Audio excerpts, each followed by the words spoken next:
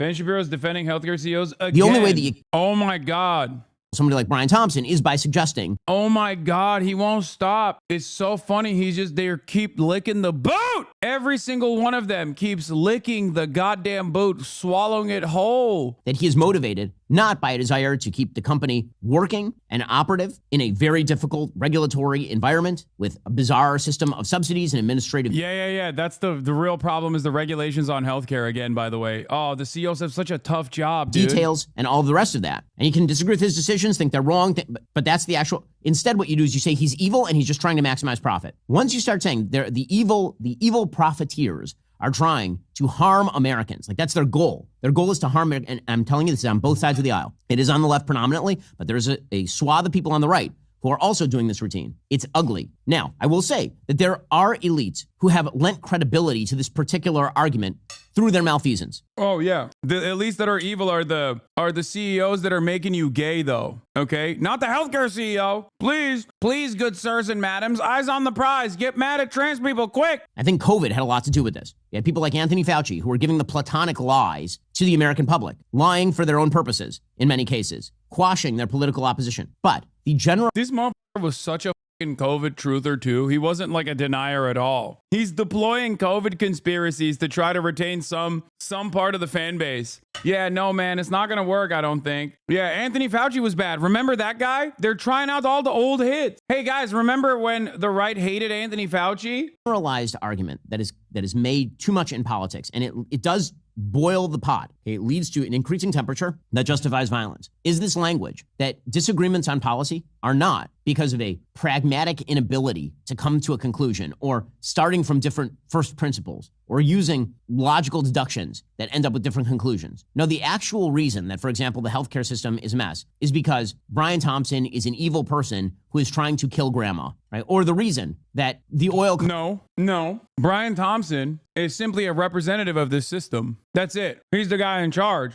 He's the guy signing off on the killing of grandma. But if it's your fucking grandma, you don't give a shit. And it turns out, unlucky for Ben, the for-profit nature of the American healthcare system has caused many people's grandmas to die in this process. So yeah, a lot of people are not going to feel, too sad. Companies are attempting to pump more oil is not because there is high demand for carbon-based fossil fuels, because it's still the most effective form of energy production on the planet. It's because they want to destroy the earth and don't care about destroying the earth. Right? Or the reason the bank denied your loan is not because the bank... I'm not gonna lie. Ben, in this situation, is unironically doing the exact opposite of what his intention is. Now, because this is such a glaringly obvious failure of the system, when he turns around and says, like, this is just like, when people say these people are evil for pumping oil, it's gonna make people go, okay, I guess people are evil for pumping oil. They're not gonna turn around and in their minds go, oh yeah, this is convincing. I no longer should feel upset about my grandma dying. I no longer should be upset about my lapse of coverage according to my insurance company. You're right, Ben. No, they're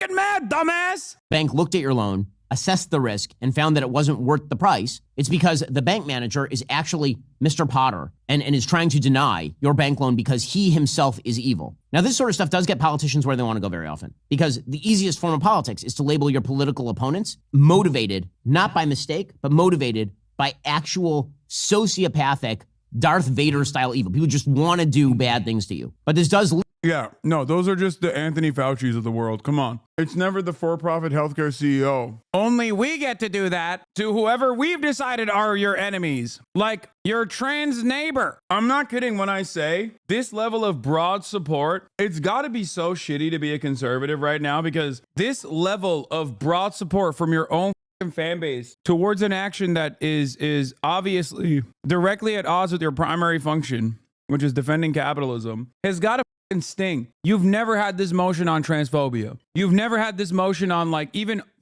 anger and resentment towards undocumented immigrants. Even though there is a lot of anger and resentment towards undocumented immigrants, even then, this level of unification and this level of motion is unheard of. Lead to higher levels of violence across the board. And one of the things that's sort of amazing in the right-left breakdown is, depending on who is doing the justifying, using the exact same logic, you'll see one side or the other justify it. So, for example, when Bernie Sanders, back in 2020, says that our system creates huge profits by deliberately killing people, which is not the way the healthcare system works. If that were true, life expectancy in the United States would have declined over the course. Excuse me. Life expectancy in the United States has declined, and life expectancy, at least the increase in life expectancy, has certainly not kept up with other nations. Lack of adequate healthcare is definitely a big part of that process. This is great. The last 50 years, rather than radically increasing over the course of the last 50 years. The regulatory environment in the United States, as we've discussed for healthcare, is a complete mess. But Bernie says he could just cut that Gordian knot by suggesting the reason that healthcare isn't better is because we need to nationalize it, and anyone who doesn't want to nationalize it wants grandma to be murdered.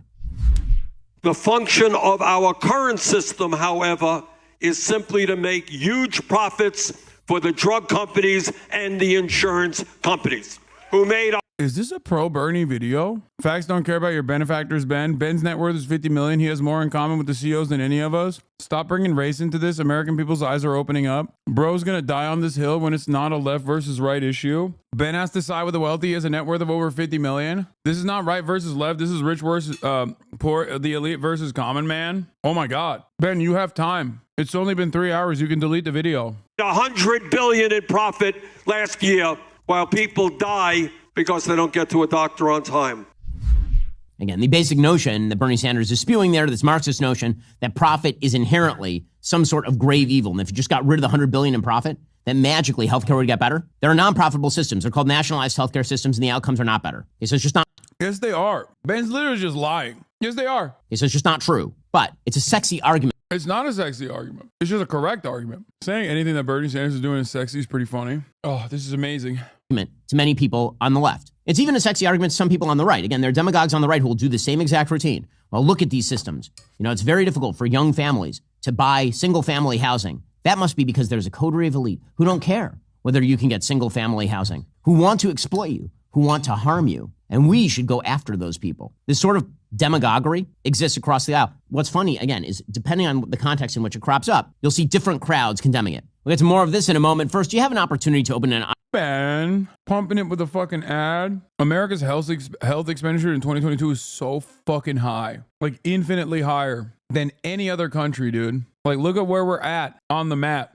All the way out here on our own. The closest is Switzerland, where the health expenditure per capita is 6,900. And Switzerland has the most privatized structure in all of Europe. We're off the fucking chart, dog. And our outcomes are not great. Many of the comparable OECD nations are above us. See? In the United Kingdom, one of those scary nationalized systems, the life expectancy is 81 years old, and the health expenditure per capita is $4,000. Ben Shapiro is desperately trying to be like, hey guys, you should celebrate this guy who killed a random black homeless person, who was having like a schizophrenic attack, and you should not celebrate a guy who is responsible for the deaths of thousands, okay? And there's a reason why some people are yelling at Ben. Same thing with this Tim Pool attitude. Yeah.